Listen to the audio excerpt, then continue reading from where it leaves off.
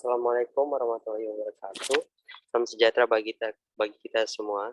Perkenalkan, nama saya Trofimus Sule, selaku moderator dalam tugas peran sekolah lapang dalam meningkatkan produktivitas dan inovasi pada masyarakat tani. Sebelum kita masuk ke dalam materi, izinkan saya untuk memperkenalkan anggota dari kelompok 3. Kami terdiri dari 13 anggota. Ada saya sendiri, Siti Yuliana Fada, Wildatul Regina Alfia, Siti Ginazar, Ula Lulu, Muhammad Ega, Naza Aza, Ikadek Novi, Nur Ariska. Oke, baik, kita langsung saja masuk ke pemateri yang pertama. Dipersilakan Wilda. Ya, terima kasih. Di sini saya akan menjelaskan tentang sejarah dan perkembangan dari sekolah lapang. Yang pertama yaitu sejarah sekolah lapang merupakan sekolah tanpa dinding, tanpa pemisah dan pembatas, terbuka dan bersifat tidak formal dengan metode pendekatan PUD.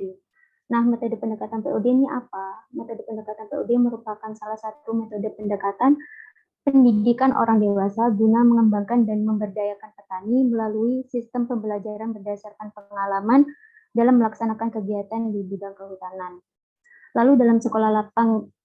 Lalu mekanisme dari sekolah lapang sendiri yaitu petani berkumpul di suatu tempat terbuka yaitu berupa lapangan yang kemudian penyuluh pertanian memberikan materi.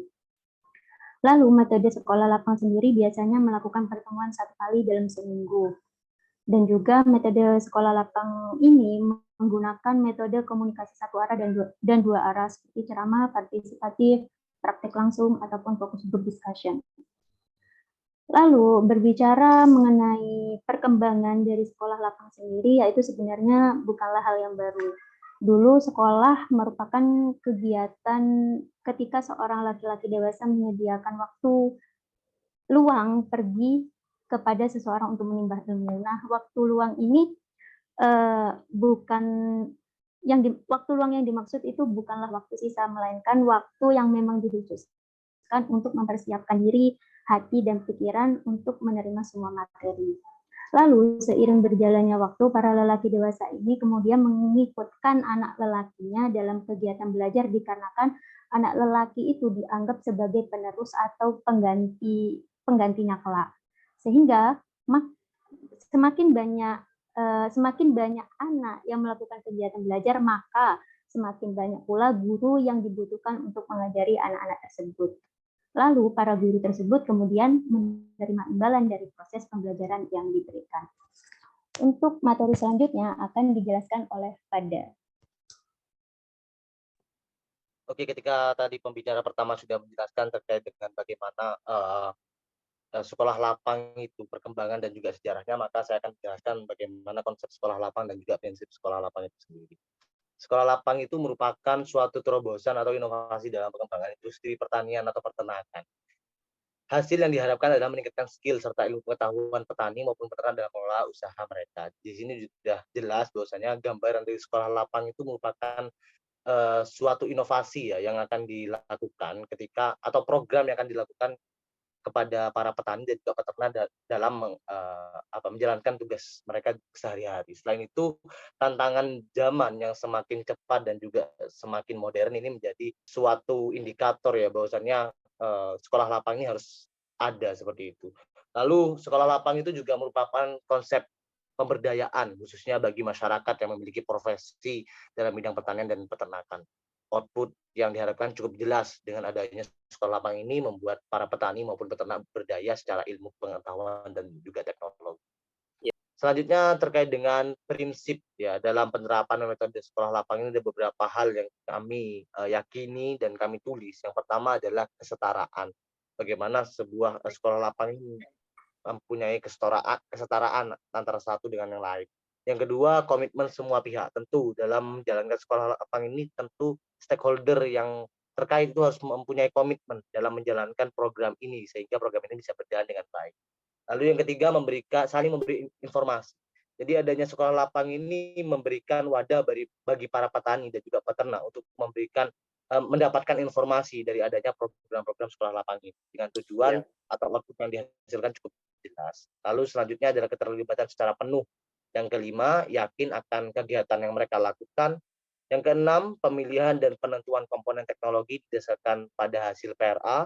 Yang ketujuh, menjalankan peran masing-masing sesuai dengan tugas dan fungsinya sebagai petani maupun peternak. Selanjutnya adalah yang kedelapan adalah materi dan lain-lain semua ada di lapangan. Jadi kita cukup mengimplementasi ya program-program yang ada nanti di sekolah lapang itu.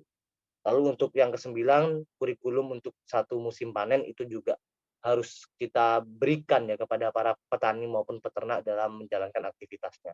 Selanjutnya yang ke-10 yang terakhir adalah evaluasi kegiatan. Bagaimana output ataupun outcome yang dihasilkan itu mampu untuk memberikan kesejahteraan bagi para petani maupun peternak dalam menghadapi tantangan zaman.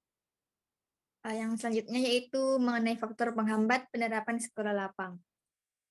Dalam implementasinya, penerapan sekolah lapang menghadapi beberapa kendala atau permasalahan, seperti tergantungnya proses produksi tanaman pangan akibat perubahan iklim, perubahan dan perkembangan lingkungan strategis di luar sektor pertanian.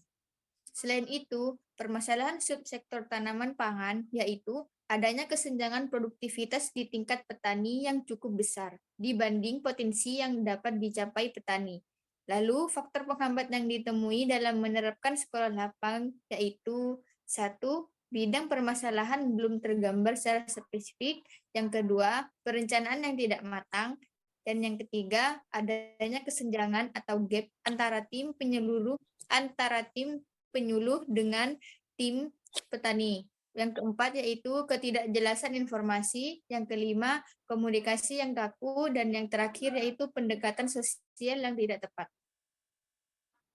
Yang selanjutnya yaitu penerapan metode sekolah lapang dalam pemberdayaan masyarakat.